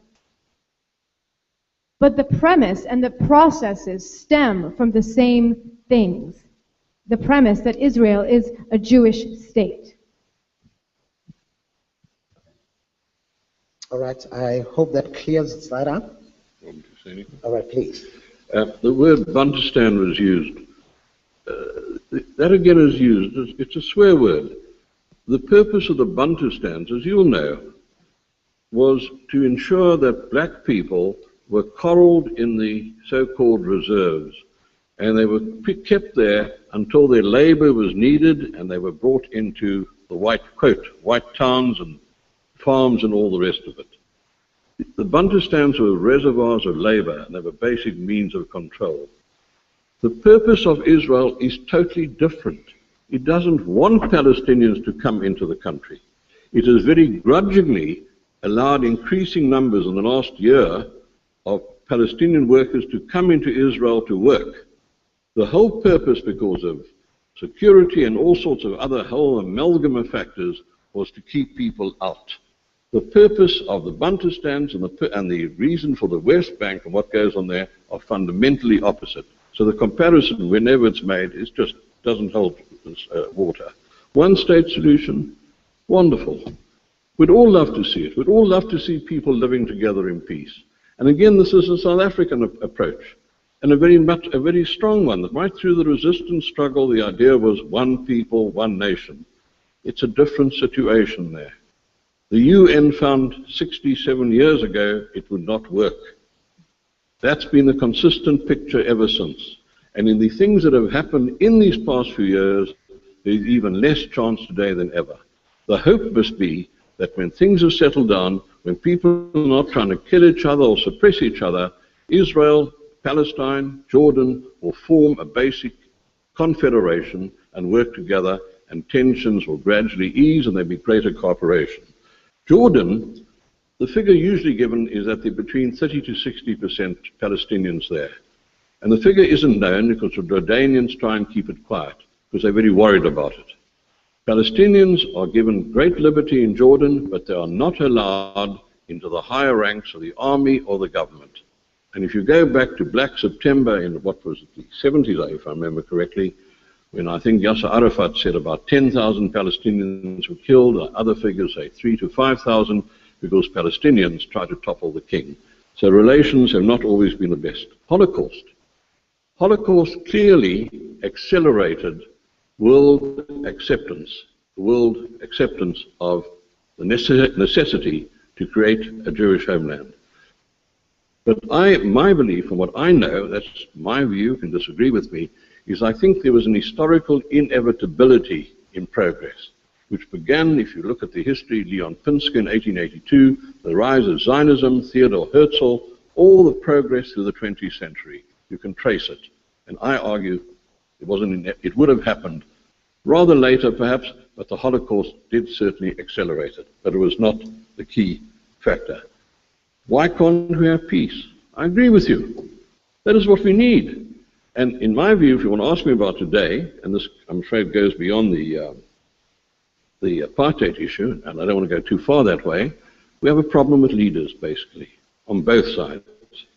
On both sides, we have leaders who put their hands on their hearts and say, I want peace. Let's get together. No preconditions, and agree on peace. And then the Israeli side says, yes, no preconditions, but of course, we will not divide Jerusalem, we will not let refugees come back, and so on and so forth. No preconditions, but we won't agree unless you agree to these conditions. And the Palestinians say, no preconditions, but Jerusalem has got to be shared, refugees must return, etc., etc., otherwise no point in meeting. So you have both the leaders on both sides who talk peace, do their best to undermine peace, and no one has yet reached the stage where we've all got to back off and accept the other and reach agreement. And that is what one has to work for. That is what one has to push for. And a final point, the PLO accepted the existence of Israel in 1988 with the declaration, and in the Oslo Accords there was acceptance by the Palestinians of the Israeli state, and there was acceptance by Israel of the existence of the PLO. So that was a time of great hope, 1993. Both sides then proceeded to screw it up totally. Palestinians turned to suicide bombings, Israelis built settlements, and the whole peace prospect just evaporated. Right, Dr. Calis, on the issue of solutions. Two-state solution, one-state solution, your stand? Anyone that has been to the occupied Palestinian territories will know that the idea of a two-state solution is a fantasy. Without dismantling the matrix and architecture of Israeli settlements, roads, and infrastructure that fragments the land area, which is where the idea of Bantustanization comes from. It is not necessarily, it doesn't have to be an exact correlation. It's the idea of corralling people into particular areas and not allowing them to leave, move around freely, and containment. It's a condition of social confinement. There can only be one solution, and that is a one person, one vote, one state solution. All right, one of the tweets that are coming through right now, before Israel was founded, this is directed to you, Dr. Calis.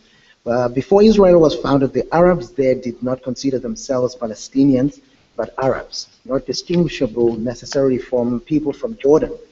In the case of West Bank dwellers, or Egypt in the case of Gaza dwellers. It was the emergence of Israel that gave Palestinians a specific nationalist project. In that sense, why is it not less exclusivist than Israel? Why is what not less exclusivist? Palestinian national.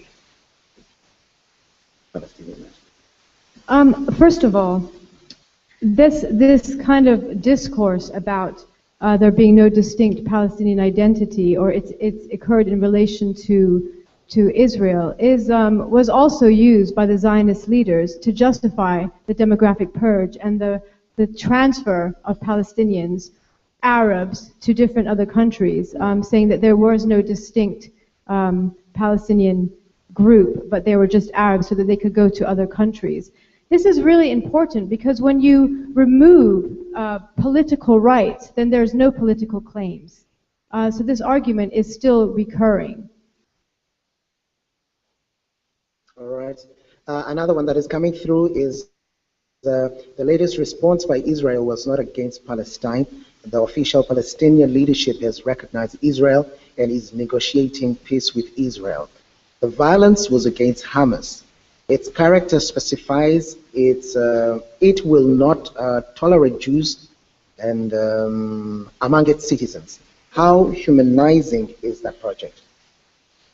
I think Hamas is been used to generate fear-mongering among Israeli society. Hamas has become a monster, and it kind of goes with what I was saying about the criminalization of a population for any acts of resistance, because it's not just Hamas. It was the PLO before it was Arafat, and in more recent years it has become human rights activists who have been targeted by Israel as well.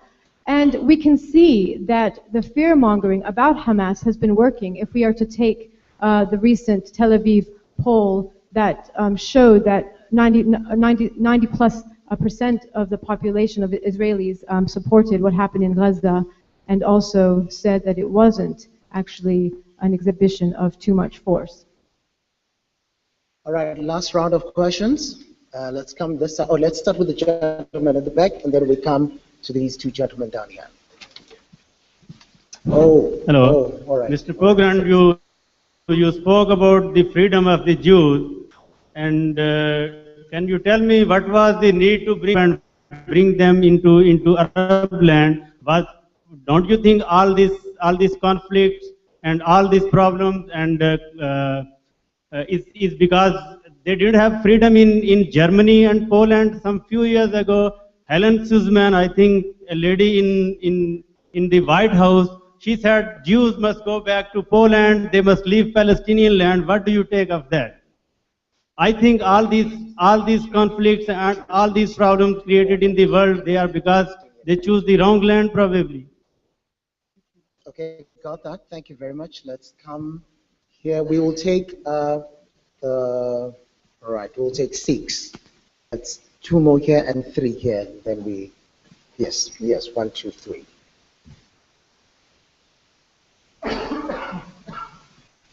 Good evening. I'm Naveed.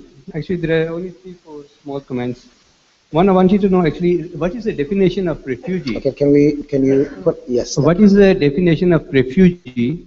Okay. If the refugees are not allowed to go back to their homelands, All right. and if we wait for refugees to stay out of the country for 60, 70 years, and then we say, now the original refugees has died, why should we give the rights to the children to go back to the country of their origin, native land? Right, definition of a refugee. The one who was the original refugee has died, and why should the children be given the right? Yeah. Right, thank you very much. And the thing is that the liberation movement, they have been talking about the liberation movement. From where they were getting the liberation? Was it having the liberation movement against Palestine when the Jews were transferred from the other countries to the Palestine land? And UN resolutions, how many UN resolutions the Israel didn't accept? Because we always talk about the Israel was founded because of the UN resolution. Have there been so many other UN resolutions against them that they didn't accept?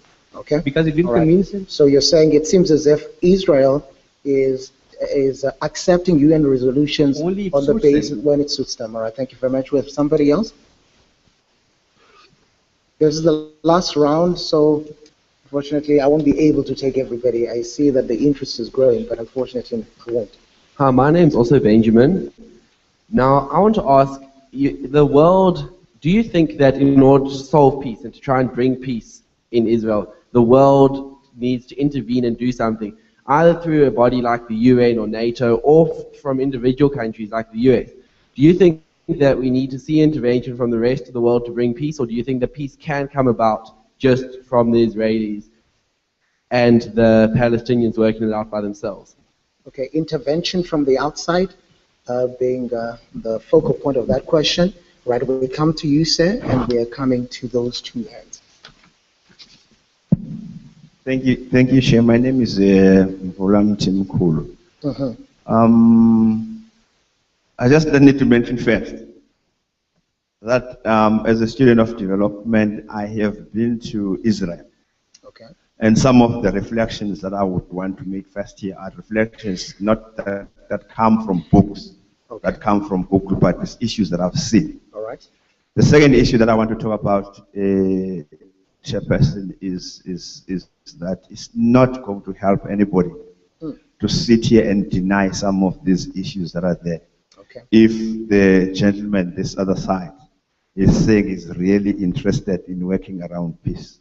Okay. Around 2007 in Israel, there was a law, a bill that was being passed that sought to say any other Jew who gets married to a Palestinian ceases to be a citizen of the Jewish state. Okay. And if that is not discrimination, if I know, having grown in South Africa, I think perhaps what one speaker here suggested that maybe when we experienced apartheid, we experienced it from different angles. Okay. Having grown in South Africa, we have experienced situations where in the townships, our townships were occupied by apartheid force, and where children were being shot at and killed in the name of security. Okay. And all these issues, they seem to be coming up, that all these other issues are done in the name of it may be that apartheid has gotten Hebrew word. All right, quick reflection. You're saying that when there's a law that there was a bill right around 2007, a bill that was passed, that was being passed by Israel Parliament, in terms of suggesting that any other Jew who gets married to an Arab and then ceases to be a citizen of Palestine, of Israel. All right, thank you very much. Let's just move right along to the second issue. And I am saying the second issue around here, we have grown up in this country. Okay. Yeah, in this country, there has been a system of migrant labor. Oh, okay. And if at the time, I'm not sure now, but at the time, the migration of what he referred to as Ethiopian Jews, who were sitting in camps, and because they could not, I think he made reference to the poverty levels of those people because of the system. What I know in South Africa, that's why I'm saying maybe the difference lies in what you mean by apartheid in Hebrew. But in terms of characterization, my issue, Chairperson, is to say, all right, I got that, sir. Let us begin to define. Pictures, photos don't lie. Okay. We're seeing hospitals being bombarded. I'm not saying I'm not for what right, it is good to you. All right, just because of time, thank you very much. We got that. Let's just quickly go to the two gentlemen on this side as we are wrapping up. We did get that point. The characterization you're saying is similar or the same, even if the definition looks to be different. Hi, my name's Ken Kesner. Yeah, my first question is, why such a big fuss about such a tiny little country, which is no bigger than the Kruger National Park, and it has no rhinos? I mean, it really is it such a big issue? Okay. Are people so upset that such a tiny little place has a few Jews living there and protecting themselves? That's the first question. The second issue is with Dr. Calis, who seems to dismiss Hamas as being a monster that's being created in people's imagination. But its charter says that it requires the extermination of the Jewish state, wiping it off the face of the earth and killing all the Jews in it and in the entire world, as far as I understand the charter.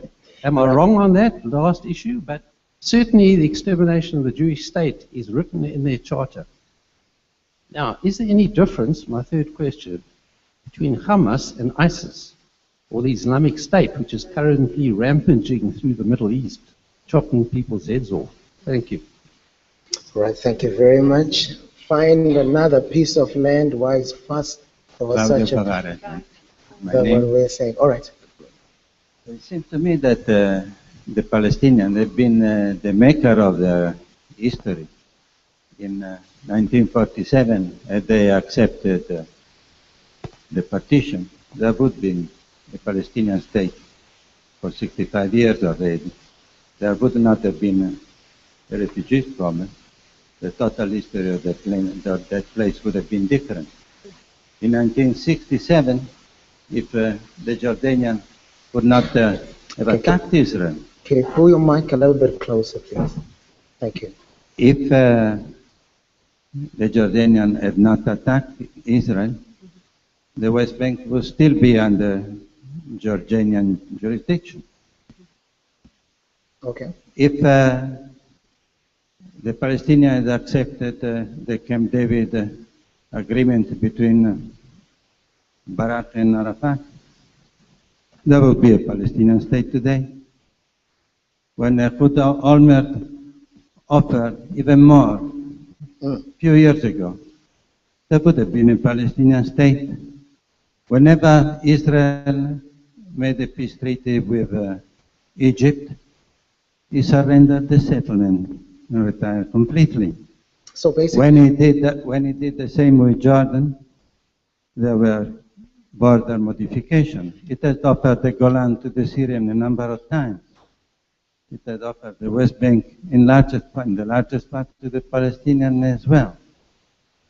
Okay, got that. So basically, Israel is provoked all the time. Yes, and they left Gaza and they left all the settlement there too. So the settlements are not necessarily the main impediment. All right, thank you very much. Let's take those last two hands there. Oh, okay, let's take one there, and we'll finish off with the lady in the middle from the back.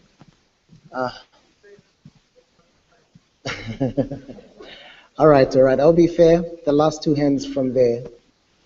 We have a hand up here. Oh, thank you very much, Chairperson. I would like to say to the gentleman, the author of the book, if your book was based on the research that you said you have done, to me it looks like your research was biased, and also and also I think it is flawed as well. Yeah, he explained the book. He did explain the book based on his explanation. I said the book is flawed. Yeah, especially if you are not going to, if you are going to deny the acts of genocides by Israel, the killing and the slaughter of the innocent children, and you claim that is not genocide. I wonder what is genocide. That is why I'm saying your book is flawed, so it's just a load of rubbish. Ooh, okay. All right, thank you very much. Thread softly. That's there. my opinion. Okay, no, that's all right. Thank you. Yeah. Okay, if Israel claims that Hamas uses civilians as human shields, shouldn't Israel have a higher moral and values, higher moral standard and values? Because at the end of the day, they hold all the power. And I also want to say, Hendrik Verwoerd said in 1961, Israel, like South Africa, is an apartheid state. So shouldn't he know best? Okay, sorry. Can you run that by us one more time? A little bit slower this time around. Sentence. The speaker system isn't working. If Israel claims that Hamas uses civilians as human shields, shouldn't Israel have a higher moral standards and values? Because at the end of the day, they hold all the power. Okay, all right. Then the last part.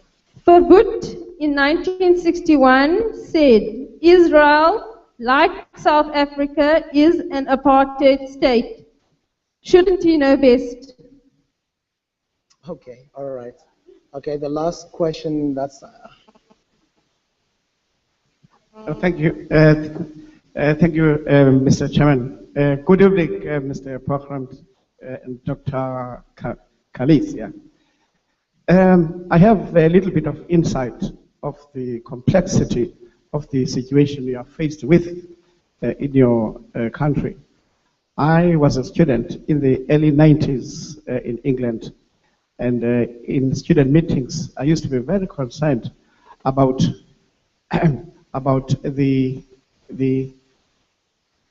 way the Palestinian students and the Jewish students hated each other. Things would come to a stage where we would have to physically separate the two groups. And later, when I came to Israel, Mr. Pogrund, in 2004, having been sent there by the man who was the president of this country in those days. There were four of us, if you remember, Kevin Wakeford and Dr. Mongezi from the Council of Churches. Yeah, we had that meeting at the Tel Aviv University, where we spoke about the political transition in South Africa. Yeah. All right. And I was again very much concerned about how emotions were high in that meeting. People got close to physical exchanging. Okay, let's quickly go to the dynamics now. Yeah. Now the question I want to ask now is to the two speakers: what form of assistance or contribution do you expect from the people of a country like South Africa that has gone through a somehow similar kind of conflict here? How can we assist? Because as we speak right now, people are dying in that country, children, and can be done. Thank you. Thank you. Well, thank you very much. Then the last one, yes, sir. Thanks very much. I'm Sean Ikane. I just want to speak quickly on two issues. In fact, it's just two comments. Now, the first one is the issue of having a two-tier legal system itself. I think is problematic, where the legal rules would be applied in terms of who is a Jew and which ones are non-Jews. I think that itself is an insult even to humanness and humanity of Arabs living in Israel, and as such must be treated as a crime against humanity. And two, I would like to appeal to that with the House rather, that perhaps we do not use a holistic approach, or rather we do not compare the two situation that we had in South Africa and what's happening in Israel, because those are two completely different countries, situated even demographically in two completely different areas in our geography. And as such, we cannot ignore the symptoms that we see, symptoms of apartheid rather, that we see in Israel. But because it's not the same thing that happened in South Africa, we just disregard that. I think it will be shooting ourselves in the foot. Thanks very much. All right, thank you very much. All right, that's all right. Let's start with you, Dr. Calis, in the questions that you have jotted down. Then we'll come to Mr. Pogrund later. When we talk about peace, I think we need to, when we talk about peace, whose peace are we talking about, first of all? And how can we approach peace without first understanding what we are dealing with in the present? I mean, even just kind of the sense of our discussion tonight illustrates that this is the case. So whose peace are we talking about? I don't know any country that would accept to defer their own security and sovereignty to another state, and we talk about peace and creating a two-state solution. If we are going to be using international law, or the path of international law in our discussions, then it also is important to note that people under occupation have the right under international law to resist, whereas Israel's occupation is deemed illegal under international law.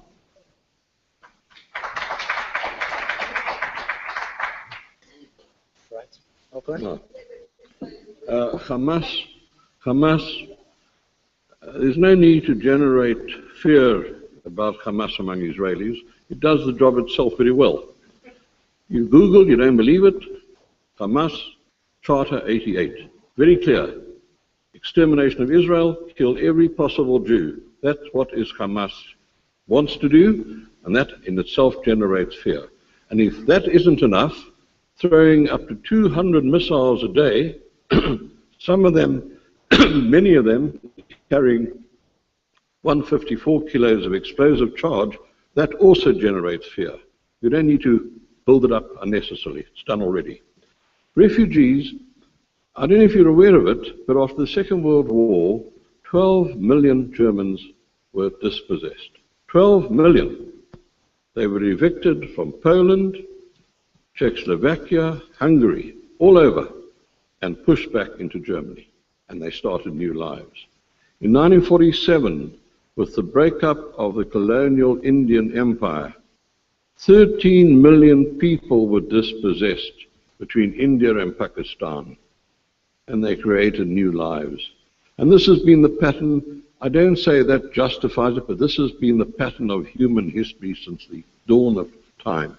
And in our own lifetimes, people as old as me, India, Pakistan, Germany are examples of refugees, colossal movements of people. You had it also in Yugoslavia, the breakup of Yugoslavia, mass movements of people. You have it in Africa all the time today. Those 7 million refugees, apart from the Palestinians, registered with the UN. What do you think is going to happen to them? They're going to go home?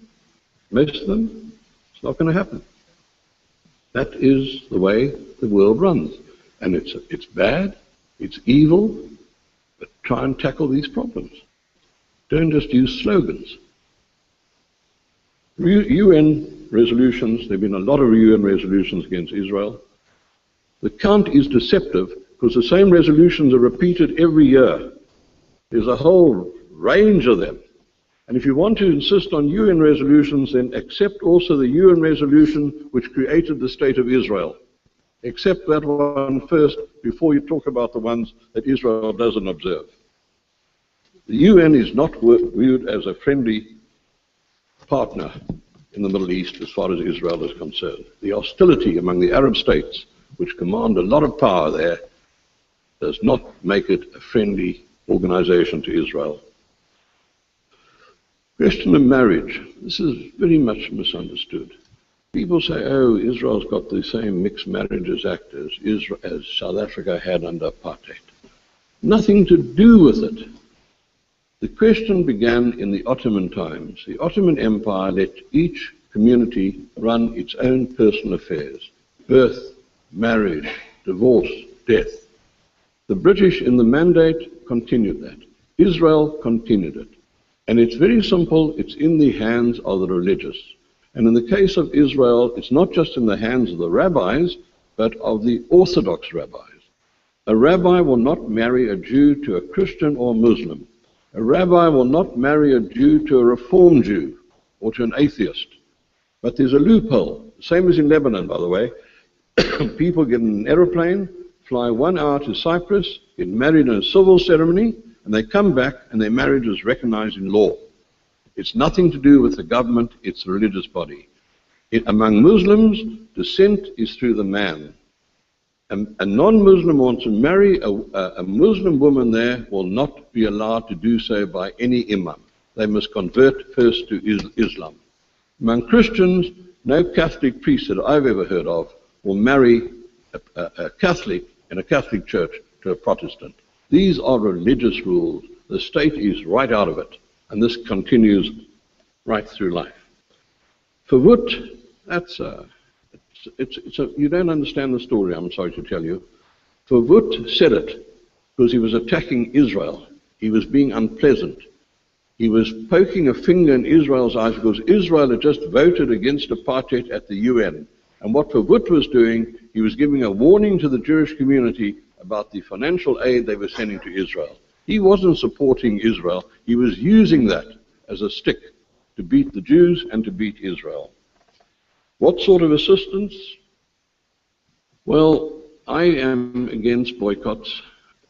I don't think boycotts achieved in South Africa what some people claim they did. I think it was one of the contributors to the end of apartheid. There were much bigger forces at work. Boycott was a factor in some respects, not entirely. I think boycott is not a principle, it's a tactic. You apply it intelligently when you believe it's going to work in a particular circumstance. And without going into all the details, it's in my book, whether you like it or not, read it before you tell me what you think of it. But in terms of boycotts, my analysis of it, it would be counterproductive when applied to Israel. That doesn't mean they're boycotts that don't work. The EU has applied a very effective sanction against Israel because it refused to let products from the West Bank, Israeli-made products from the West Bank, be labeled made in Israel. And Israel made a big storm about it, refused to go along, then they backed off because it didn't make sense. They knew it was an illegal thing to do. What I think that part of the world needs, it needs support. Jews need assurance they're not going to be killed. They need to know they have backing. And my personal great regret, coming from this country, when 1994 happened, I believed that Israel and South Africa had a great deal to offer each other. We had an enormous amount to give in terms of technology, of water irrigation, of all sorts of things, medicine, you name it. And South Africa had an enormous amount to give in terms of mediation. Because of the past struggle of the ANC, its links with the PLO, South Africa was uniquely placed to be a friend to both sides and be accepted by both sides. And Thabo Mbeki, as you might remember, tried to do it. He did it badly, and the Israelis just shrugged him off. He wasn't being serious. And now I find when I come on this trip, the atmosphere is totally poisoned. It's been changed. South Africa cannot be a player at this stage, and I regret it. But when, on the other hand, I read that Patrick Craven of COSATU has called for a boycott of this new circumcision thing that Israel has developed, and I read another day of the colossal AIDS problem in this world and how that product could save God knows how many lives, I wonder who's making sense around here. And then I'll say to people like Patrick Craven, you want to boycott Israel? That's your business. But if you want to boycott Israel, do it properly. Throw away your computer, throw away your cell phones, because there's a lot of Israeli technology in those products, whether you like it or not. Microsoft and Intel have got giant research plants in Israel. Intel is about to spend a couple of $1 billion building a huge new plant to make the next generation of wafer-thin chips for your computers. You want to boycott? boycott properly. If you want to sleep well at night and ease your conscience, then boycott by all means, but accept then the penalties. Well, ladies and gentlemen, we have come to the end of today's program. I think it is all well for us to just give our panelists a round of applause.